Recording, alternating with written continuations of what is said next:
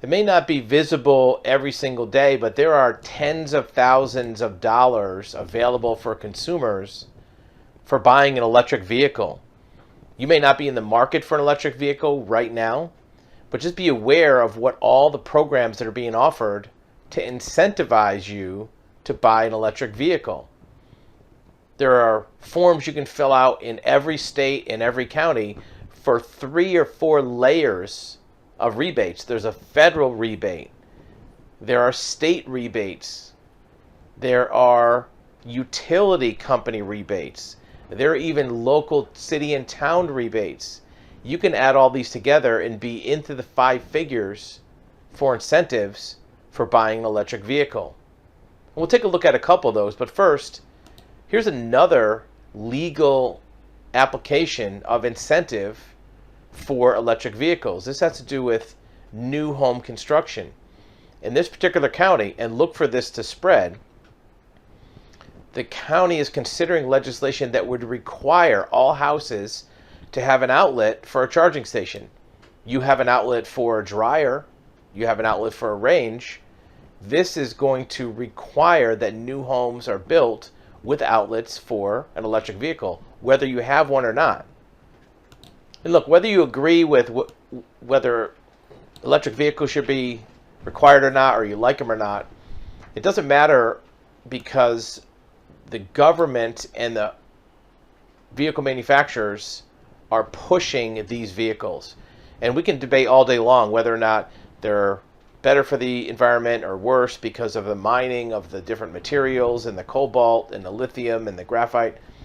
Those are things which are separate from this conversation. The bottom line is, if you decide to get one or not, for whatever reason, if you're trying to save the environment or you're just trying to save money on gas, in addition to all of the other reasons for and against getting an electric vehicle, there are other factors at risk or at play.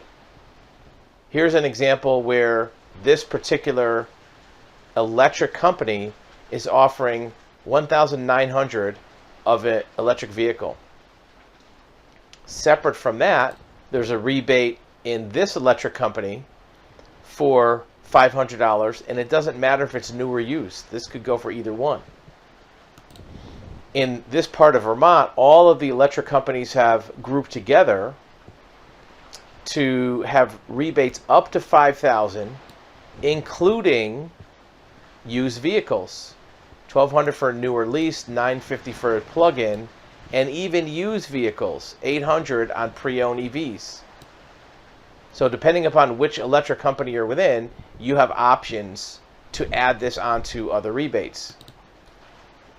In the state of Virginia, they are adding a $2,500 rebate on top of the federal rebate, which in most cases is $5,000. However, the federal government's even looking to up that to $12,500. Now, some of these have requirements for income that you can't be above 300% of the federal level of income, which that might be a consideration. But don't let any of this money slip through your fingers if you're at all interested in electric vehicles. One last example from New York is they're again adding $2,000 on top of the federal $7,500, and this is from the state. This has nothing to do with local or from the electric company. So what do you do with all this potential money? Best thing to do is look at stacking it. If all of these rebates are available to an individual purchase, take your federal, take the state, take the local, get the electric company rebate. In addition, you may find that the electric company rebate for the vehicle is separate from an incentive to add the electrical circuit to your house. There might be two different things. You might be able to get $500, $800, or $1,000 from the electric company for you to purchase the vehicle, and on top of that, have an incentive to install electrical charging service in your house. In fact, even if you are not buying an electric vehicle, if you go to your electric company and find out what programs they have for installation of a circuit branch circuit to your house for an electric vehicle charging station, you may be able to get an incentive for that without buying a vehicle. And you can work with an electrician to add that circuit, maybe in conjunction with other electrical work on your house. The most important thing is recognize that at this point in time, many official agencies are looking to promote the adoption of electric vehicles. Whether you agree with it or not, doesn't matter. That money is out there.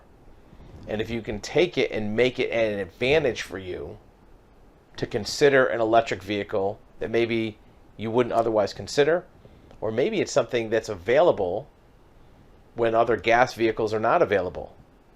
Look, if an electric vehicle doesn't match your lifestyle, it doesn't matter. But if it's a gray area where it could go either way, use these incentives to help sway your decision one way or another. The big news in all of this is many states are now including used electric vehicles in their rebate program, used EVs.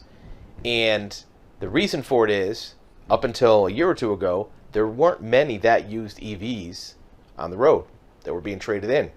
In fact, in 2022, of all the vehicles on the road, less than 1% were electric vehicles. So how many of them are going to be in the used car market? Not many. So now that electric vehicles are starting to appear in the used car market, more and more agencies are starting to incentivize the purchase. It might be a way to get a screaming deal on a used electric vehicle by applying the rebate or incentive to an already depreciated vehicle. Just make sure you check out the battery to make sure it's a good, healthy battery life remaining in the main charging battery. And you pick out a vehicle that matches your lifestyle for range, how fast it charges. But find out what rebates, incentives are available. Now, if you are in a situation where your income may change from one year to another, you have too many tax deductions already, you might want to consider when you're going to execute a purchase of an electric vehicle so that you get the most tax incentive. If you already have a lot of incentives and extra tax rebates won't help you this year, maybe wait till next year or vice versa. If you're going to buy another electric vehicle at some point in the future, make sure you're not doing the transactions in a way that limit the amount of rebates you can get. Start by getting the electric vehicle incentive forms from the federal government, the state, your local jurisdiction, your utility company, and lay them out on the table and see which ones you can use in your scenario. Find out from the dealer what incentives they may know about. There are some manufacturers that also have additional incentives on electric vehicles. Add them all up, stack them all up, and you can turn a normal vehicle transaction into a highly discounted purchase, especially this day and age where new vehicles are not really being discounted that much.